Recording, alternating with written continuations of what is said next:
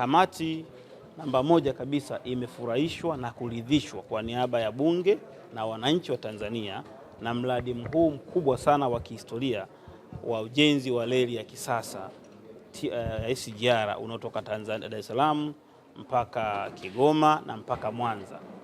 Kamati imesema mradi huu ni wa kihistoria, unawatambulisha Watanzania, unawafanya Watanzania watembee kifua mbele na kujivuna, kwa maana ya kwamba ni mradi wa kwao ambao haijawahi kutekelezwa.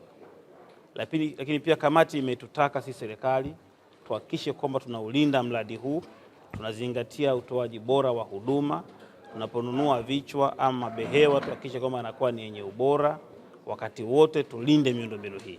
Sisi kama serikali na mimi kwa niaba yangu, kwa niaba ya Mheshimiwa Waziri, nimepokea hoja hiyo.